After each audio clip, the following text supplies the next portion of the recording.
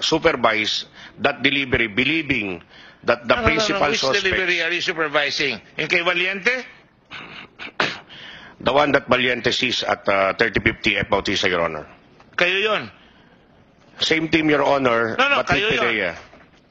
BOC Kasi operatives. sabi mo, control delivery nyo eh. Ang definition mo, dinala nyo.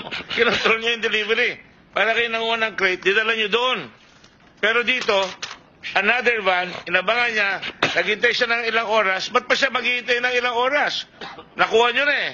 Ngayon, dadali nyo, tabo para mahuli nyo si Lee. O, dinala nyo nga. Sir, they waited for hours because we were actually, sir, Kala ko playing... sabi mo nangungulit na si Lee, kaya dinala nyo na kagad doon. Sir, yes, sir. We were playing with the Mr. Anoche because we're still waiting for the forklift, sir, to unload that metal crate, Your Honor. That was an additional information, Your This is Honor. really the gang who can't shoot straight. Either you're incompetent or you're corrupt. That's the whole point here. Nakakalusot sa Green Lane yung Prima Para, tinutulungan ng mga tropa ninyo na alaga ninyo, meron na kayong lahat na naandon, incompetence, nahuli na may pula, nilagay pa sa berde, meron akong papel dyan, nahuli na nga sa pula, nilagay pa sa Green Lane. Paglabas, di nyo hinintay ang PIDEA, kayo nang huli, pagtapos sasabihin nyo, iba na naman ang istorya.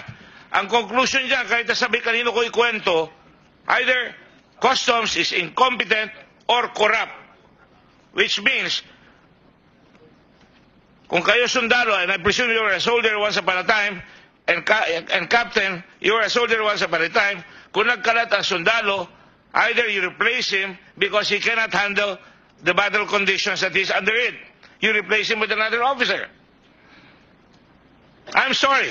I don't want to hurt anybody here, pero ang lumalabas dito, inayos na dyan, we spent 90 million for this system that you did not use at lumabas 6.5 billion while a lot of people are dying, a lot of people, the police are fighting, dadagdagan nyo pa ng 700,000 kilograms ang merkado. Ngayon ang tanong, ilan pa ang lumabas na hindi natin alam? Yan ang problema namin dito. Ilan pa ang lumabas? Kaya nagimbal kami lahat dito. Paano makakapagpalabas tapos hindi pa maayos ang paghuli?